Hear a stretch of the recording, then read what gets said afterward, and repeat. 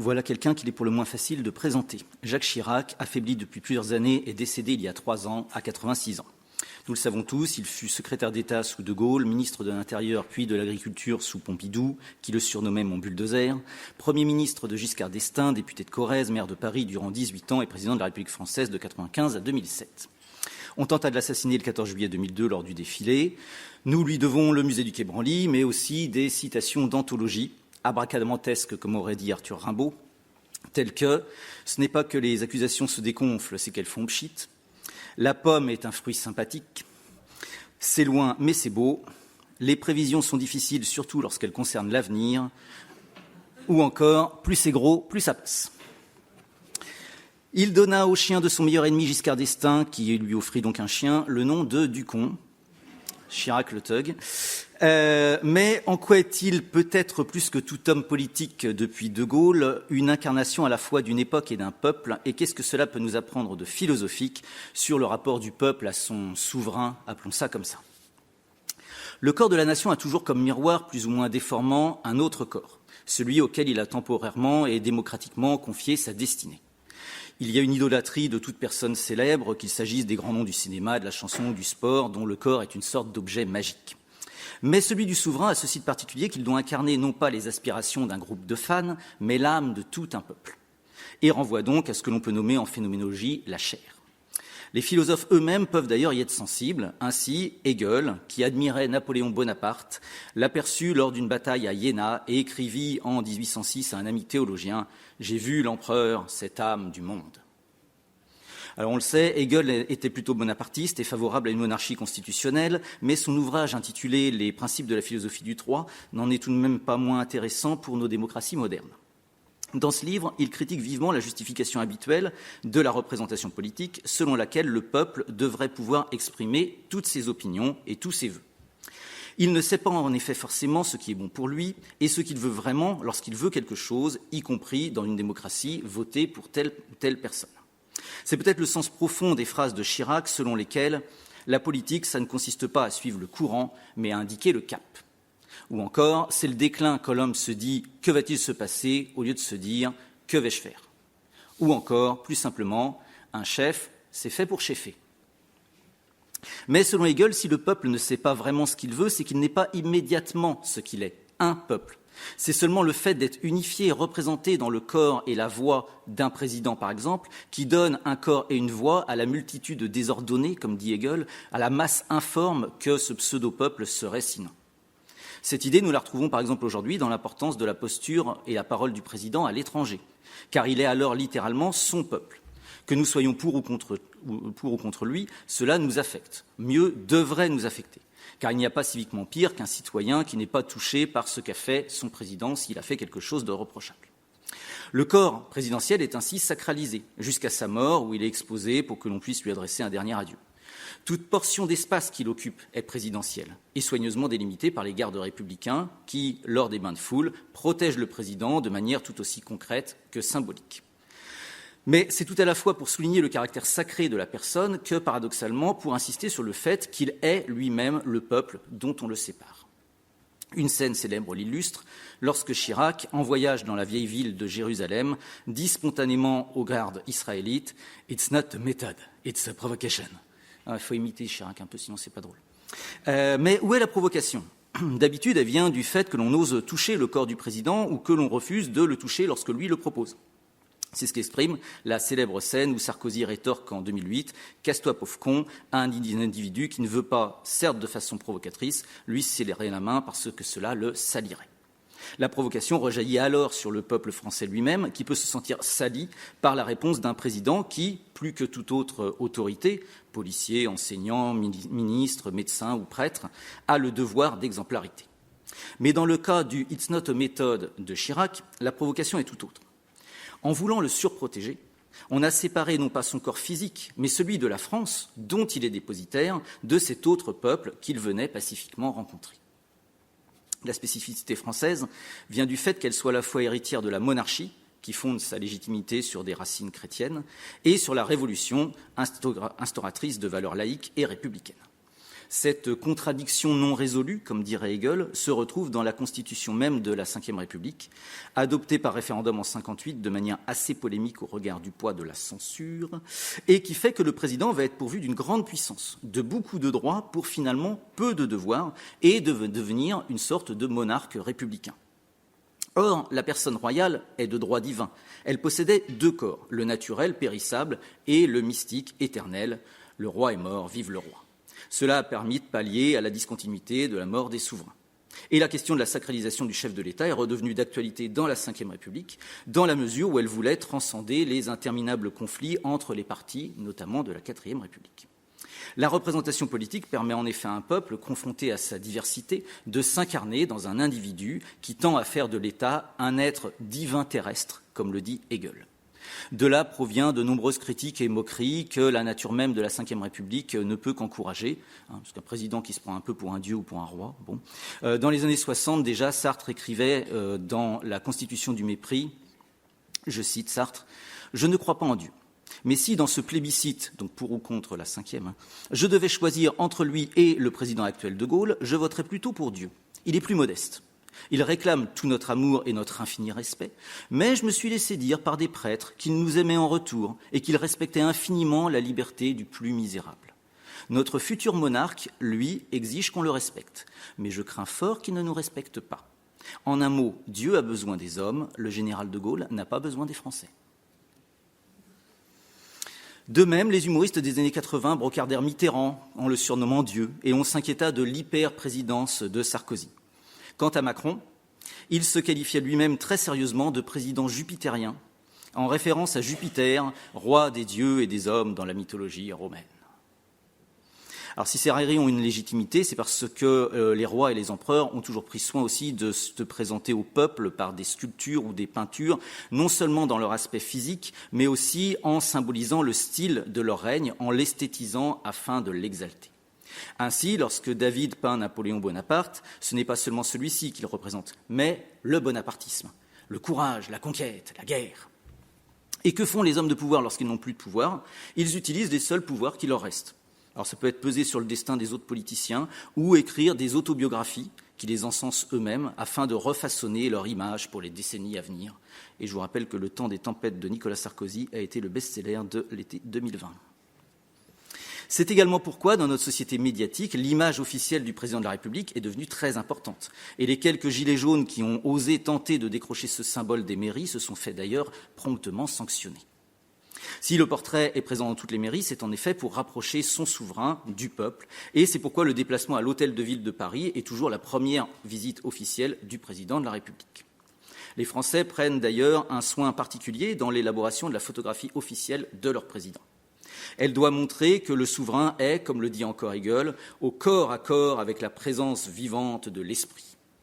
Et certains symboles s'y rattachent de façon ostentatoire dans la photo, afin que le message soit compris de tous. Alors le président, il peut être photographié de plusieurs manières. Alors il peut être photographié comme figure patriarcale et comme puissance martiale. De Gaulle, Pompidou, Sarkozy. Aussi comme autorité intellectuelle, visionnaire et guide spirituel. Mitterrand. Ou encore comme représentant de la marque France, gestionnaire de la Start-up Nation, Giscard, Macron. Alors, fait étonnant, Chirac fut souvent critiqué pour son manque de continuité dans les idées, mais jamais pour son hyper-présidence. Alors, pourtant, quelques petits rappels, en tant que chef des armées, il a repris les essais nucléaires à Mururoa. On l'a d'ailleurs surnommé Hiro Chirac. Il décida de dissoudre l'Assemblée nationale pour mieux maîtriser sa majorité, ce qui est totalement contraire à l'esprit de la Ve République et qui l'entraîna d'ailleurs à une cohabitation malheureuse avec la gauche. Il fit campagne en faveur de la Constitution européenne, ce qui est totalement contraire à son devoir de réserve. Il apprécia manifestement son immunité pénale qui lui permit de ne jamais aller rendre compte de ses malversations, emplois fictifs, enrichissement personnel présumé à la justice. Et les guignols de l'info l'appelèrent d'ailleurs à cette occasion-là super menteur. Pourquoi tant de clémence de la part du peuple français, qui lui a toujours attribué une haute cote de popularité ? Alors, je pense qu'on peut trouver trois grandes raisons. La première, elle va peut-être vous paraître un peu désuète, il est sympathique, comme les pommes. Mais ça coûte. Surtout quand on est opposé à Lionel Jospin, strict et professoral, défenseur d'un bilan de plus de 10 ans de socialisme, et à Édouard Balladur, sorte d'aristocrate pontifiant, chouchou de l'establishment économique et médiatique. Les jeunes, notamment, auront plébiscité Chirac, non pas pour son programme électoral, qui était presque inconsistant, mais pour l'espoir qu'engendrait l'homme, parce qu'il était sympa, je cite, première raison de voter pour lui chez les 18-25 ans. Et il reste toujours d'ailleurs auprès des jeunes l'image de quelqu'un de sympa, car elle renvoie au fantasme des années Chirac, les années 80-90, une époque plus spontanée et sulfureuse que la nôtre, où les responsables politiques ressemblaient, c'est vrai, plus à des tontons flingueurs qu'à des bureaucrates ou à des banquiers. Et c'est vrai, la transparence financière, le féminisme, l'écologie, la sécurité et la santé publique n'avaient pas à l'époque tant de place. C'est pourquoi sa disparition, celle de Chirac, fut plus marquante que celle de son rival Giscard d'Estaing, mort du Covid en décembre 2020, qui a pourtant réalisé des progrès sociétaux sans doute plus nombreux, notamment en ce qui concerne les jeunes et les femmes. Dans cette étrange proximité entre le peuple et Chirac, le corps, on en parlait, de ce dernier joue sans doute un rôle déterminant. Souriant, infatigable, grand, 1,89 m, charismatique. Poutine lui-même a reconnu qu'il était l'un des chefs d'État qui l'avait le plus impressionné physiquement. Impulsif et téméraire, ça lui avait lu d'ailleurs quelques petites déconvenues dans certains débats. Séducteur, épicurien, pour ne pas dire hédoniste, tactile, et on se souvient avec plaisir de la sincérité qu'il prenait à faire des bains de foule, à serrer des centaines de mains durant les campagnes électorales et à arpenter pendant des heures et des heures les allées du salon de l'agriculture. C'est ce qu'exprime bien sa photo présidentielle. Dans le jardin de l'Élysée et non pas dans un bureau, souriant, décontracté, Chirac est sympa. Il ne violentera pas son peuple, il en est proche, il le guidera avec bienveillance. Lorsqu'on lui suggéra de nommer Sarkozy Premier ministre, peu de temps après le début des émeutes en banlieue en 2005, il aurait répondu « Quand le peuple souffre, on n'envoie pas les CRS ». Jospin perdra d'ailleurs des points dans les sondages lorsqu'il qualifiera Chirac de vieux, usé et fatigué. On n'insulte pas impunément Chichi. Et lorsque Hollande devra se plier à l'exercice de la photographie officielle, que fera-t-il ? Il reproduira avec un peu moins d'aisance peut-être celle de son ami de Corrèze, parce qu'il veut montrer qu'il sait fort bien qu'il a lui aussi été élu en grande part, non pas sur son programme socialiste, mais sur le fait qu'il était sympa, en tout cas plus que son adversaire de l'époque.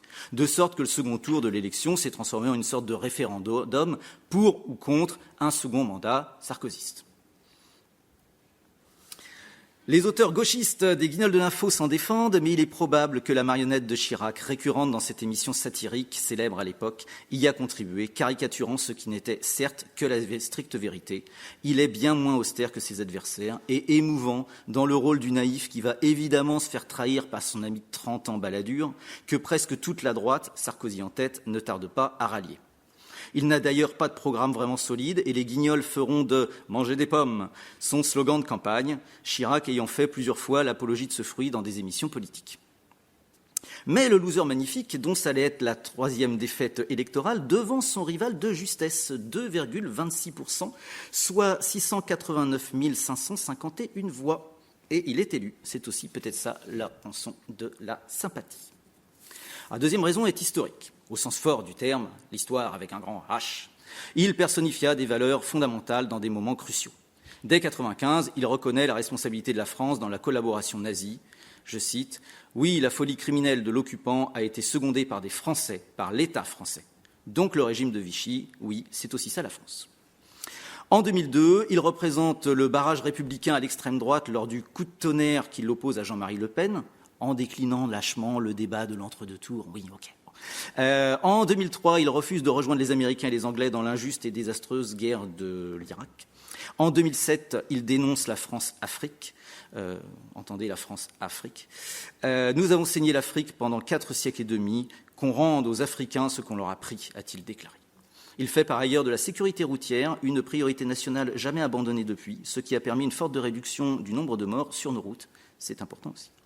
Comme le prônaient ses slogans de campagne de 1995, la France pour tous, et de 2002, la France en grand, la France ensemble, il sut être proche des Français, entendre leurs aspirations et prouver qu'à ses yeux, je cite Chirac, le peuple n'est pas un vain mot. Mais c'est sans doute la troisième raison qui est la plus complexe et qui en fait la particularité. Chirac a brillé par son manque de consistance et de cohérence. Qui est Jacques Chirac ? La question tient presque de la métaphysique, au sujet d'Agrègue, tant le moi de Chirac est difficile à saisir. Il dit d'ailleurs lui-même « Il n'y a pas que les imbéciles qui ne changent pas d'avis, je l'ai toujours dit ».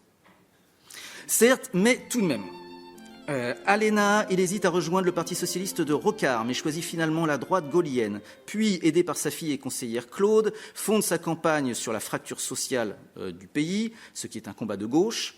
Mais il milite aussi à droite et invite à faire battre Sarkozy en votant Hollande en 2012. Il tient des propos racistes comme ceux sur le bruit et l'odeur des émigrés, mais devient le rempart au populisme d'extrême droite en 2002, étant élu à 82% grâce aux voix de la gauche. Il mène une politique économique libérale, mais se convertit à la cause écologiste, notamment grâce à Nicolas Hulot.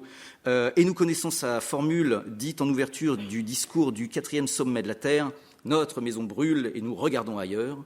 Il est farouchement anti-européen dans les années 80, mais défend le projet de constitution européenne en 2005. Il passe volontiers pour un beauf qui aime le foot, sans d'ailleurs connaître le nom des joueurs de l'équipe de France en 98. Les expressions vulgaires, par exemple « ça m'en touche une sans me faire bouger l'autre ». La choucroute, la tête de veau, la corona et, soi-disant, la chanteuse Madonna. Tout en étant passionné des civilisations anciennes, des arts premiers et des combats de sumo. Paul Ricoeur, qui a d'ailleurs eu là-dessus peu de mérite puisqu'il a simplement fait un petit mélange de la phénoménologie de Heidegger et de l'existentialisme de Sartre, décrit l'identité narrative de l'individu en disant qu'il n'est ni vraiment une âme ou une substance, ni non plus totalement un fleuve héraclitéen qui serait toujours autre chose que lui-même. Dans le même sens, le général de Gaulle jugeait que le peuple français est si hétéroclite et contradictoire qu'il est impossible de le diriger. « Comment voulez-vous gouverner un pays où il existe 258 variétés de fromage ?» disait le général. C'est peut-être cette quadrature du cercle que Chirac est parvenu à résoudre par sa propre absence d'identité personnelle, de moi métaphysique et politique. C'est pourquoi son ami Johnny Hallyday n'avait peut-être pas tort de dire, en parodiant l'une de ses propres chansons, « On a tous en nous quelque chose de Jacques Chirac ». Chacun peut l'aimer ou s'identifier à l'un de ses aspects. Son moi est descriptible dans les termes que David Hume emploie dans son traité de la nature humaine. Une sorte de théâtre où différentes perceptions font successivement leur apparition, passent, repassent, glissent et se mêlent en une infinie variété de positions et de situations. Il faudra ajouter politique. Que nous apprend-il finalement de si philosophique ? On pourrait opposer dialectiquement, comme le fait encore Hegel, qui est donc notre fil rouge, le singulier et l'universel, pour montrer que s'ils sont le contraire de l'un de l'autre, ils n'en sont pas moins pour autant identiques, puisqu'il n'y a rien de plus universel que d'être singulier, et inversement. Or, c'est cela que doit être le chef de l'État, surtout s'il s'agit d'un pays qui, comme la France, prône des valeurs universelles, celles des droits de l'homme. Il doit, par sa singularité, personnifier l'universalité de ces valeurs. Et c'est précisément ce qu'est parvenu à faire Jacques Chirac, incarner la contradiction non résolue entre le peuple souverain et le souverain du peuple. Or, chez des Gaulois réfractaires dont les devoirs valent avant les droits, paraît-il, ça ne semble pas donné à tout le monde. Merci.